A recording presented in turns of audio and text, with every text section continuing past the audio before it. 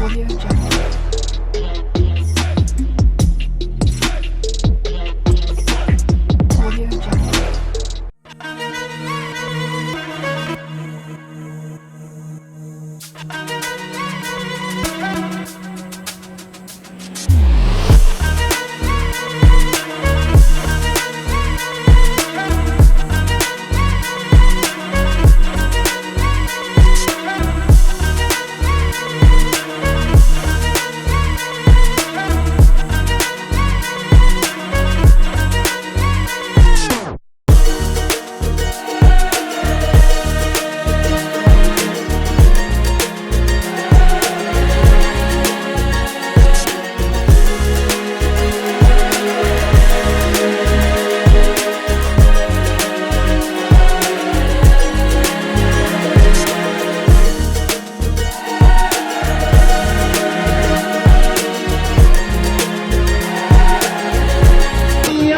لغسان أبية تحية إسلامية لغسان أبية تحية إسلامية لغسان أبية تحية إسلامية لغسان أبية تحية إسلامية لغسان أبية تحية إسلامية لغسان أبية تحية إسلامية لغسان أبية تحية إسلامية لغسان أبية تحية إسلامية لغسان أبية تحية إسلامية لغسان أبية تحية إسلامية لغسان أبية تحية إسلامية لغسان أبية تحية إسلامية لغسان أبية تحية إسلامية لغسان أبية تحية إسلامية لغسان أبية تحية إسلامية لغسان أبية تحية إسلامية لغسان أبية أبدا لن نهض فلسطين في العيون أبدا لن نهض فلسطين في العيون أبدا لن نهض فلسطين في العيون أبدا لن نهض فلسطين في العيون أبدا لن نهض فلسطين في العيون أبدا لن نهض فلسطين في العيون أبدا لن نهض فلسطين في العيون أبدا لن نهض فلسطين في العيون الأقصى في العيون مقاومة في العيون أبدا لن نهض القدس في العيون فلسطين في العيون غزة في العيون ضفة في العيون مقاومة في العيون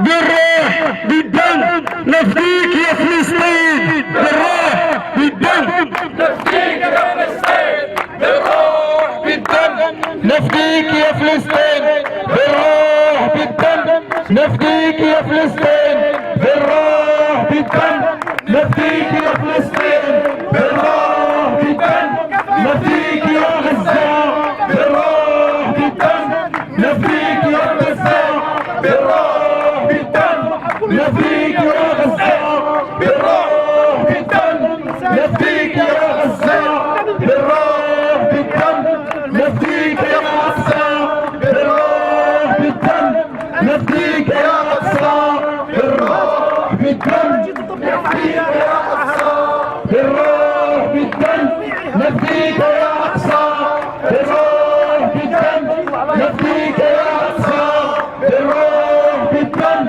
نفديك يا أقصى بالروح بالدم نفديك يا أقصى بالروح بالدم نفديك يا أقصى.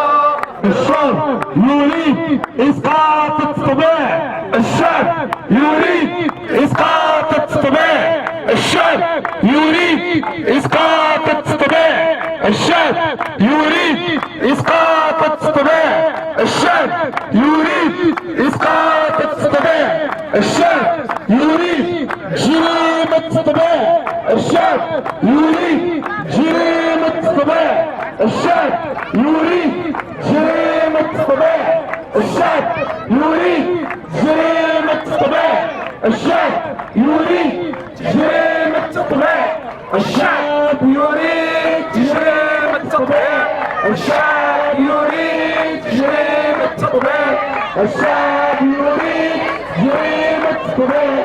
غزة غزة رمز العزة، غزة غزة غزة غزة رمز العزة، غزة غزة غزة غزة رمز العزة، غزة غزة غزة غزة رمز العزة، غزة غزة رمز العزة، غزة غزة غزة غزة رمز العزة، غزة غزة رمز العزة، غزة غزة رمز العزة، غزة غزة رمز العزة.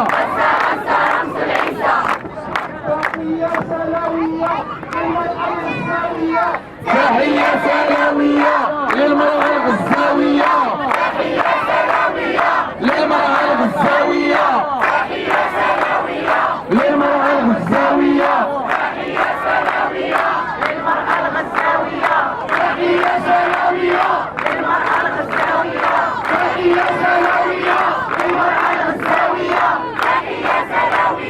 للمرأة الغزاوية، تحية سلامية للغزة الأبية، تحية سلامية للغزة الأبية، تحية سلامية للغزة الأبية، تحية سلامية وللغزة الأبية، تحية سلامية للطفولة الغزاوية، تحية سلامية للطفولة الغزاوية، تحية سلامية للطفولة الغزاوية، تحية سلامية للطفولة الغزاوية، تحية سلامية للطفولة الغزاوية، الطفولة الغزاوية، تحية سلامية للطفولة الغزاوية، تحية سلوية الطفولة الغزاوية، تحية سلوية الطفولة الغزاوية.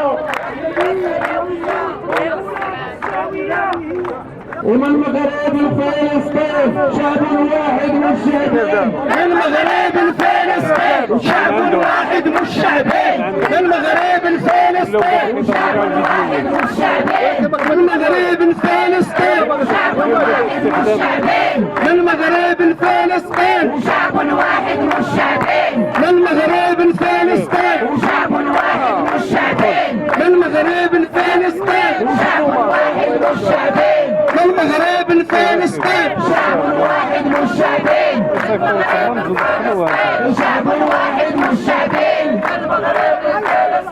شعب واحد مش شعبين. عندي الكونيكسيون ديال شعب واحد مش شعبين، لا اله الا الله والشهيد حبيب الله، لا اله الا الله والشهيد حبيب الله، لا اله الا الله والشهيد حبيب الله، لا اله الا الله والشهيد حبيب الله، لا اله الا الله والشهيد حبيب الله، لا اله الا الله والشهيد حبيب الله، لا اله الا الله والشهيد حبيب الله، لا اله الا الله والشهيد حبيب الله، لا اله الا الله والشهيد حبيب الله، لا اله الا الله والشهيد حبيب الله، لا اله الا الله والشهيد حبيب الله، لا اله الا الله. يكفينا يكفينا يكفينا من الحروب، امريكا امريكا عدوة الشعوب، يكفينا يكفينا يكفينا من الحروب، امريكا امريكا عدوة الشعوب، يكفينا يكفينا يكفينا من الحروب، امريكا امريكا عدوة الشعوب، يكفينا يكفينا يكفينا من الحروب، امريكا امريكا عدوة الشعوب، يكفينا يكفينا يكفينا من الحروب، امريكا امريكا عدوة الشعوب، امريكا يكفينا يكفينا من الحروب، امريكا امريكا عدوة الشعوب، يكفينا يكفينا يكفينا من الحروب، امريكا امريكا عدوة الشعوب. وصهيونية ملعون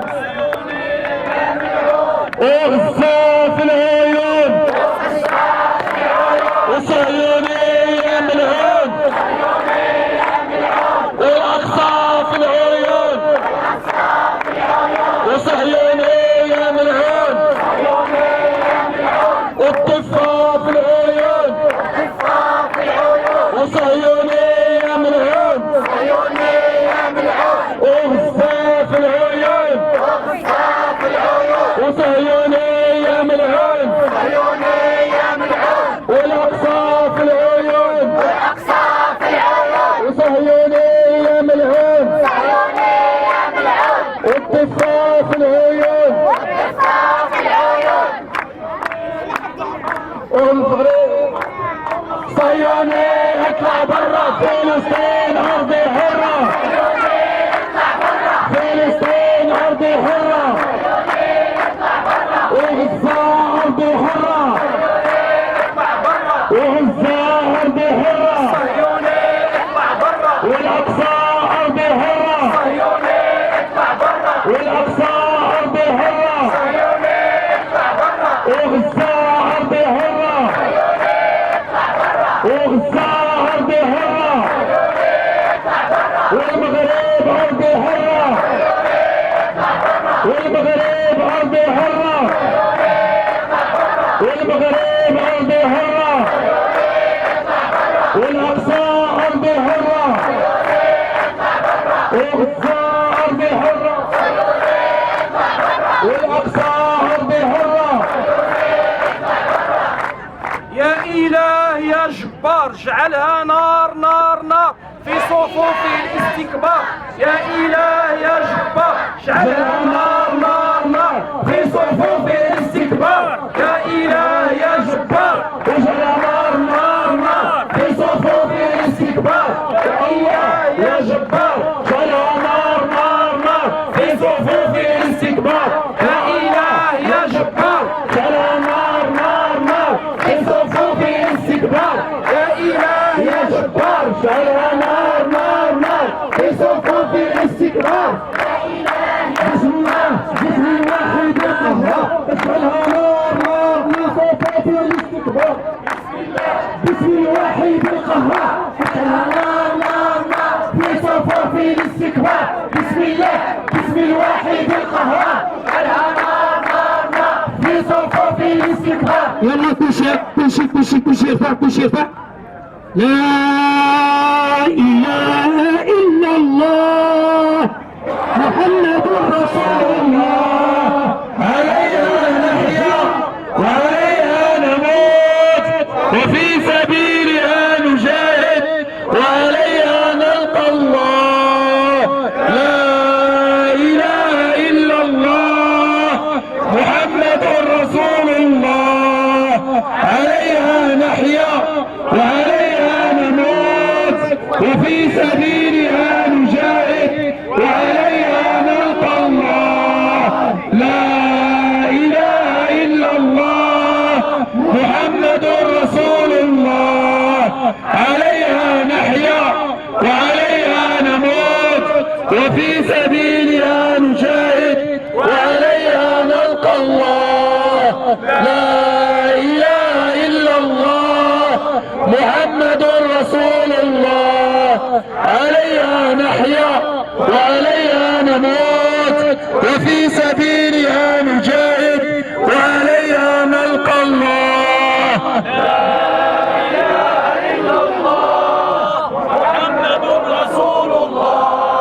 عليها نحيا وعليها نموت وفي سبيلها نجاهد وعليها نلقى الله. لا إله إلا الله محمد رسول الله. عليها نحيا وعليها نموت وفي سبيلها نجاهد وعليها نلقى الله.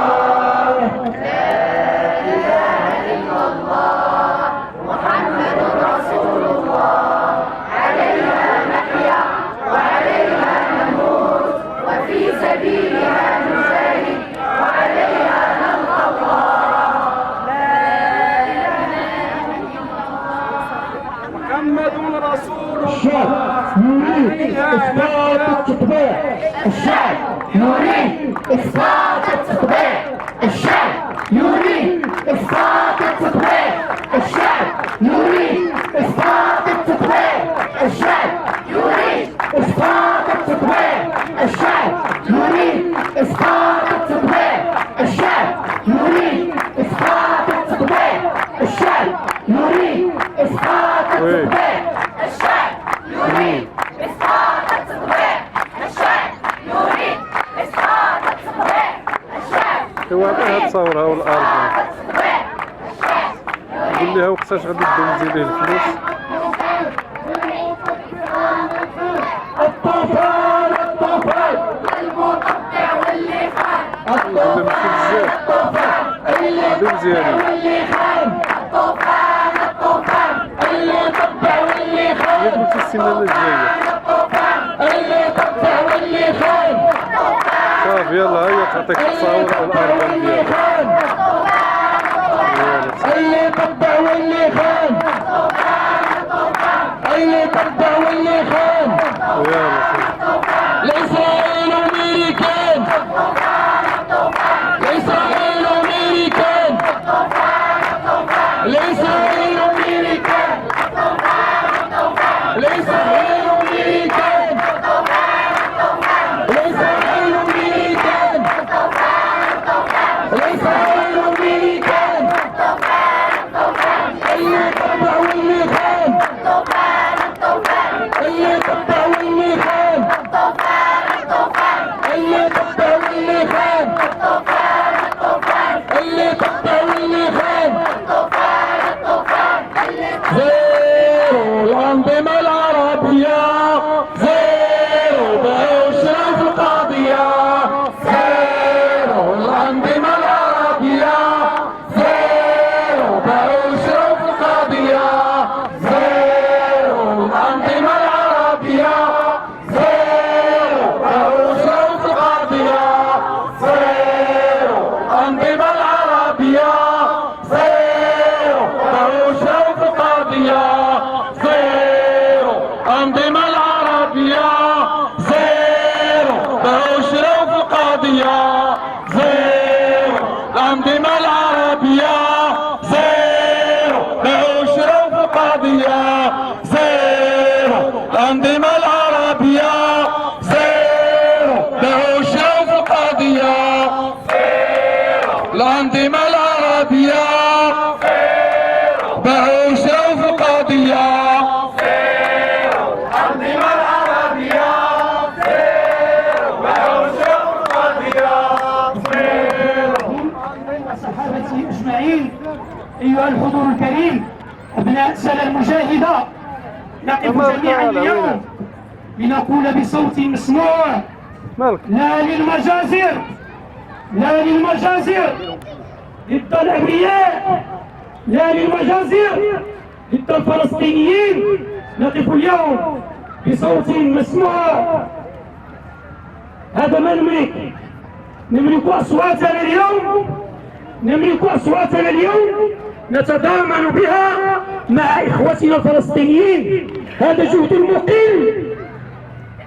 إخوتنا في مدينة سلا المجاهدة، هذا اليوم نحن نختم 24 ساعة الأخيرة بمجزرة صهيونية على أبناء غزة راح ضحيتها أكثر من 17 شهيد.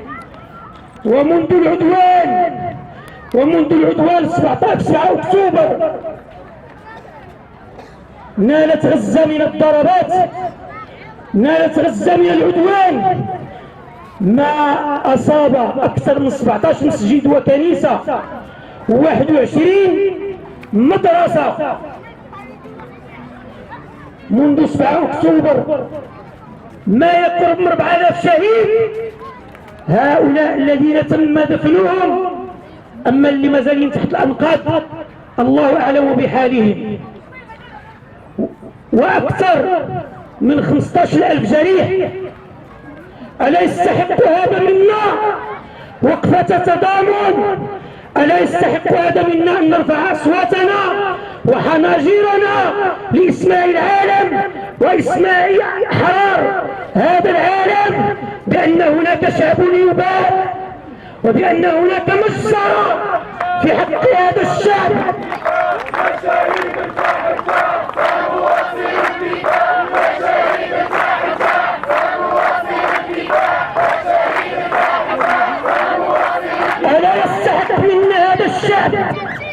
المطلوب هذا الشعب المقاوم، هذا الشعب المجاهد الذي يقاوم منذ 75 سنة من أجل شيء وحيد وهو تحرير أرضه، وسيحررها من أجل تحرير فلسطين، وسيحررها من أجل أن ينتصر وسينتصر، وما النصر إلا من عند الله.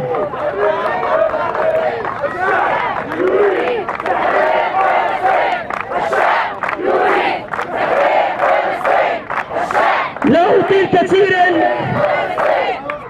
أطيل كثيرا في هذه الكلمة التقديمية، لأن كلمة الوقفة يلقيها الأستاذ عبد الكريم الموجي باسم الهيئات المنظمة لهذه الوقفة. نعطيه الكلمة فليتفضل مشكورا. نحن أيها الإخوة اليوم أتينا لنستنكر ونندد بهذه المزاجر اليومية بل التي ترتكب في كل ساعة أمام مرأى ومسمع هذا العالم الأصم الذي لا يسمع شيئا، أمام هذا العالم الأعور الذي لا يرى شيئا. الأطفال يمزقون أشلاء كل يوم ويقتلون بالدقيقة والساعة، والعالم لا يرى إلا هذا الكيان الغاصب الذي فقد توازنه بفعل طوفان الأقصى، يريد أن يعيد له توازنه فيمده بالمزيد من الأسلحة، فيمده بالمزيد من الدعم، ولا يكفيه هذا الدعم وهذا السلاح الذي يمده به، بل هبة رجل واحد، هب الكفر ملة واحدة، فأتى الرؤساء وأتى وزراء الخارجية وأتى وزراء الدفاع وأتى قواد مناطق الكيان الإجرامي الإرهابي الولايات الخبيثة الأمريكية ليعيدوا له توازنه وليعيدوا له ثقته بنفسه.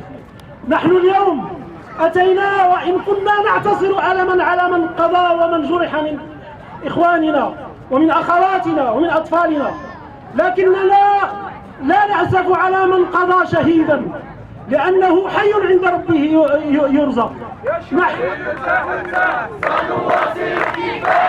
شهيد ارتاح ارتاح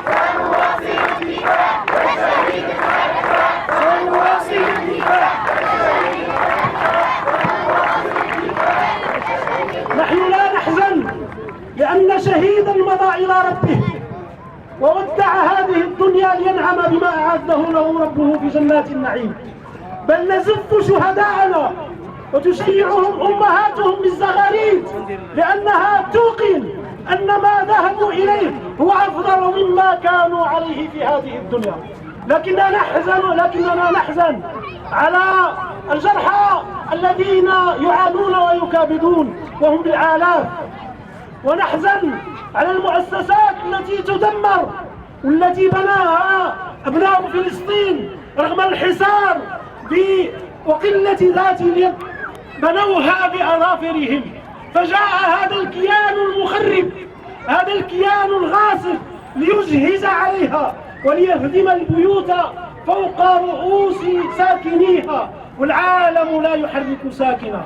نقول لهذا العالم: خسعت وخبت وافتضحت ولم تعد تمثل القيم التي ما فتحت تبتز أنظمتنا بها، لم تعد تمثلها، بل أصبحت هذه القيم تدين، وأصبحت أنت المجرم والمتنكر لها، وأنت الذي ينبغي أن تدفع الثمن جراء تنكرك لهذه القيم.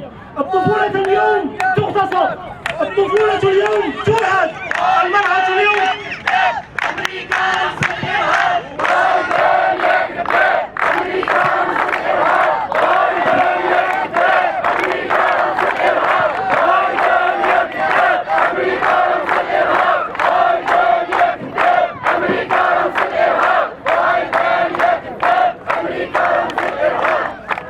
نقول لهذا النظام الإجرامي العالمي الذي يغطي على جرائم هذا الكيان ويدعمه بالسلاح والمال وبكل شيء وبالجيش نقول له إن اصطفافك إلى جانب الكيان الغاصب لن يخيف رهبان الليل وفرسان النهار. إن فرسان النهار ورهبان الليل وحفظة كتاب الله والمؤمنين الصادقين قد مرغوا كرامتك أنت أولا في التراب قبل أن يمرغوا كرامة كيانك الورقي الصهيوني الذي ثبت أنه كيان من ورق رغم كل ما تمده به من أسباب البقاء والقوة. فها هي أسطورة الجيش الذي لا يقهر تتحطم أمام ضربات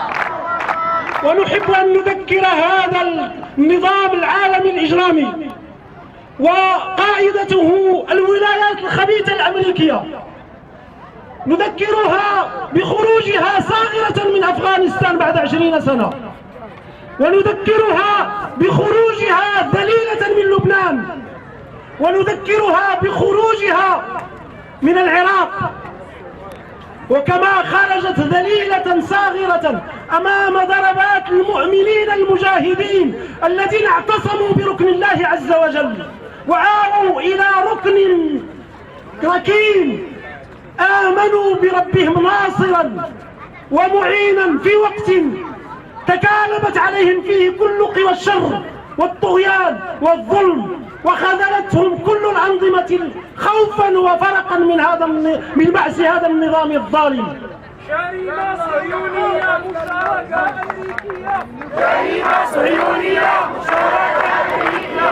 جريمة صهيونية مشاركة أمريكية. جريمة صهيونية مشاركة أمريكية.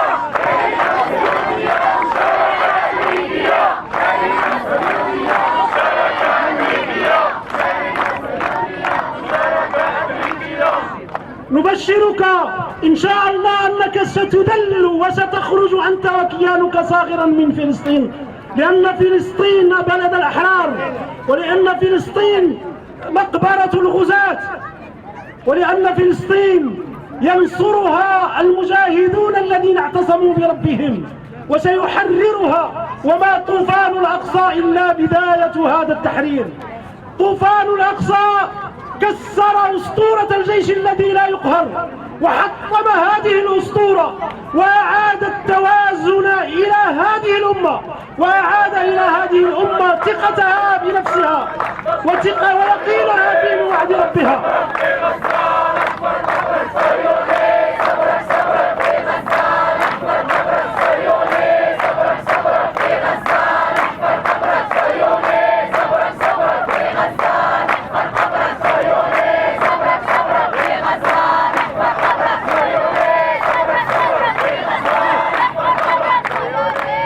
وكما قال أحدهم كنا نعد فلسطين نكبة الأمة، فإذا بالأمة هي نكبة فلسطين.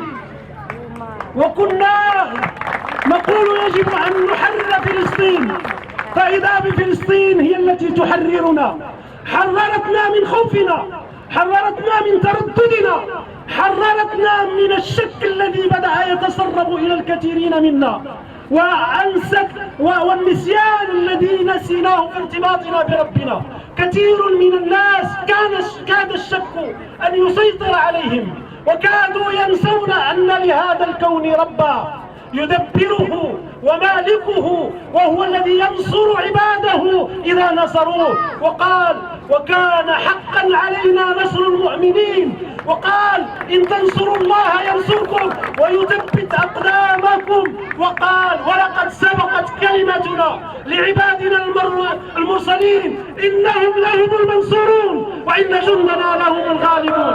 نحن الغالبون إن شاء الله تعالى.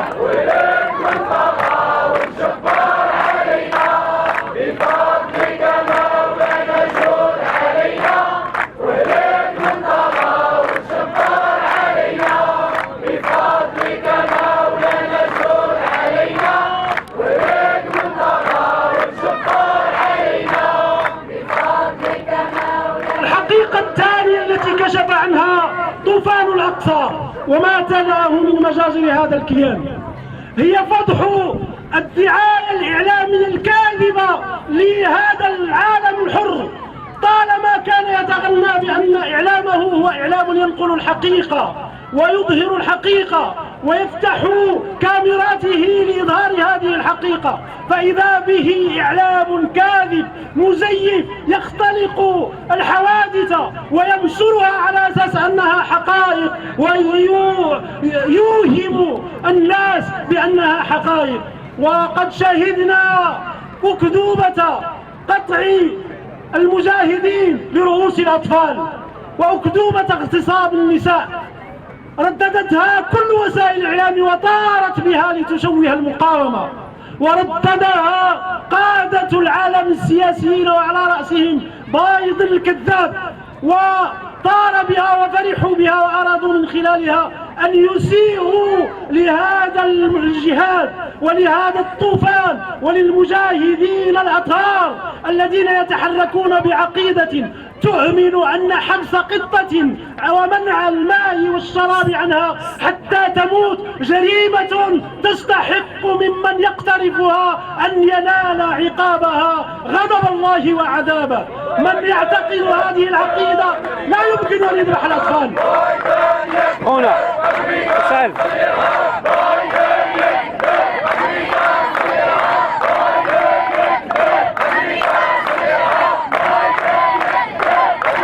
هيا خذ من الله ويا سلم اخوي سلم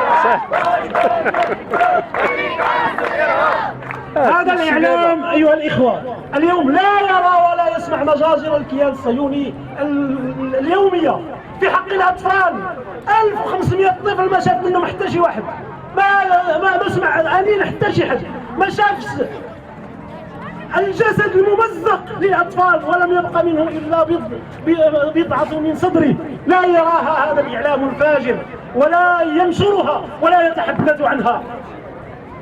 1500 طفل، 120 شيخ، المساجد، المدارس، كل هذا لا يراه، وكلها جرائم ضد الإنسانية. لا إله إلا الله الشهيد حبيب الله، لا إله إلا الله، الشهيد حبيب الله، لا إله إلا الله، الشهيد حبيب الله، شوف راية معمرة الشهيد حبيب الله، لا إله إلا الله، الشهيد حبيب الله، لا إله إلا الله. وبالتالي بالنسبة إلينا افتضح هذا الإعلام وبان عواره وكذبه، ولم يعد يمثل مصدر الخبر بالنسبة إلينا، ولا يمكن أن نثق به، وخاصة في قضايا هذه الأمة. الحقيقة الثالثة هو أن هذه الأمة لا يمكن أن تمتلك عزتها إلا بعودتها إلى دينها، إلا بارتباطها بربها ويقينها به.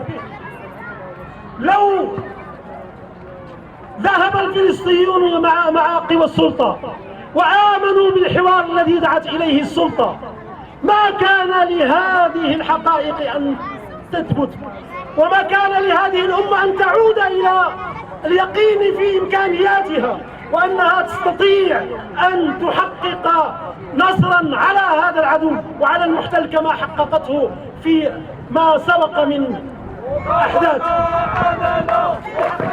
علينا بعض الواجبات إخوتي الكرام. أول واجب هو أن نتخندق مع المقاومة، وأن ندعو للمقاومة، وأن ننصر المقاومة، وأن ندافع عنها في كل المنابر، وأن ندعمها بكل ما نستطيع بالمال وبالكلمة وبكل ما نستطيعه، فحقها علينا أن ندعمها وأن ننصرها، وليس لها بعد الله عز وجل من مصير إلا أبناء أمتها البررة الذين عليهم أن يتحملوا هذه المسؤولية كاملة، يقفون في الساحات لينددوا بالعدوان يقفوا في منابر التواصل ليردوا عنها كل ما يختلق لتشويه صورتها، وليفضحوا تلك الألاعيب، ولينشروا جرائم العدوان وينددوا بها على أوسع نطاق ممكن، وليقدموا الدعم لهذه المقاومة حتى تنتصر بحول الله، وإنها لمنصورة إن شاء الله.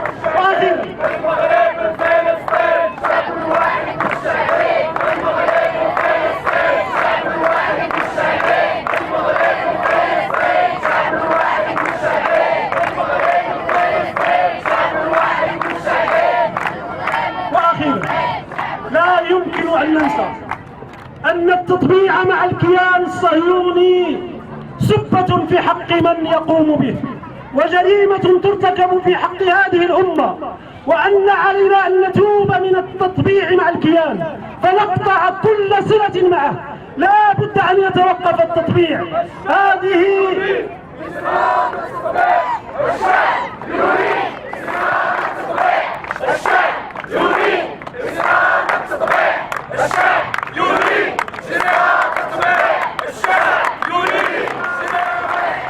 لا بد أن يسقط التطبيع اليوم قبل الغد، لأن كيانا مجرما بهذا المستوى من الإجرام أن تضع يده في يدك فأنت ترتكب في حق أمتك جريمة لا تغتفر، وترتكب في حقها خيانة لا تقبل، وأنك بهذا الفعل تجعل من نفسك مكتوبا ومدونا في مزبلة التاريخ.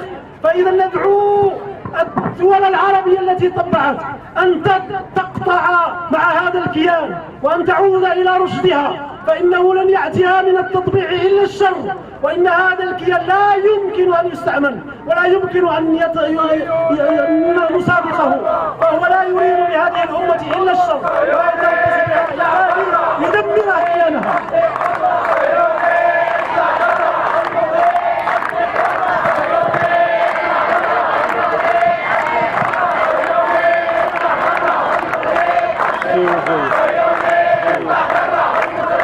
هيا كفر هيا كفر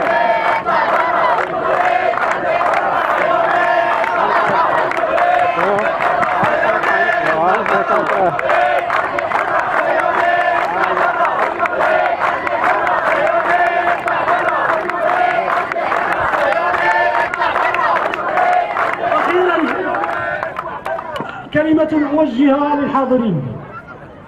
أولا نسأل الله سبحانه وتعالى أن يتقبل هذه الوقفة منكم خالصة لوجهه الكريم، وأن يكتبها جهادا إلى جانب إخواننا المجاهدين في فلسطين الذين يواجهون الآلة الجهنمية الصهيونية بصدور شبه عالية إلا ما تيسر لهم من سلاح صنعوه بأيديهم.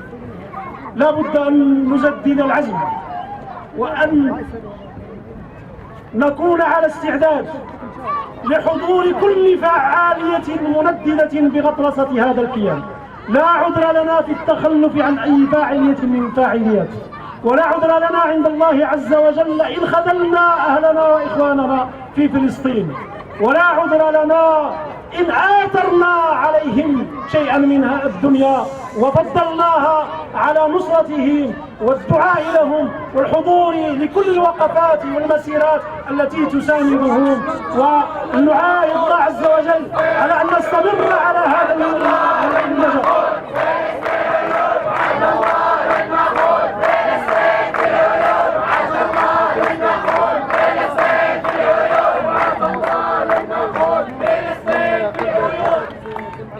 النصر إن شاء الله تعالى قريب.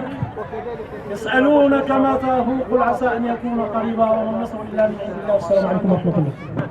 وأنت الملك لا شريك لك، والفرد لا ند لك، كل شيء هالك إلا وجهك، تطاع فتشكر وتعصى فتغفر، أقرب شهيد وأدنى حفيظ، حلت دون النفوس وأخذت بالنواصي وكتبت الآثار ونسخت الآجال، القلوب لك مفضية والسر عندك علانية، والحلال ما أحللت والحرام ما حرمت، والدين ما شرعت، والأمر ما قضيت، والخلق خلقك، والعبد عبدك، وأنت الله الرؤوف الرحيم، وأنت الله الرؤوف الرحيم. اللهم صل على محمد وعلى آل محمد كما صليت على إبراهيم وعلى آل إبراهيم، وبارك على محمد وعلى آل محمد كما باركت على إبراهيم وعلى آل إبراهيم في العالمين إنك حميد مجيد. يا حي يا قيوم لا إله إلا أنت برحمتك نستغيث. يا حي يا قيوم لا إله إلا أنت برحمتك نستغيث. يا حي يا قيوم لا إله إلا أنت برحمتك نستغيث. اللهم إنا نشكو إليك ضعف قوتنا وقلة حيلتنا وهواننا على الناس. يا أرحم الراحمين، أنت رب المستضعفين، وأنت ربنا. إلى من تكلنا؟ إلى أعداء أحاطوا بنا، إلى أعداء تكالبوا علينا، إلى أعداء تداعوا إلينا كما يتداعى الأكلة إلى قصعتها ليأكلونا ليفترسونا. فاللهم إنا نستغيث بك ونستعين بك ونلجأ إليك ونسألك أن تكون لنا وتكون لإخوتنا في فلسطين وفي غزة.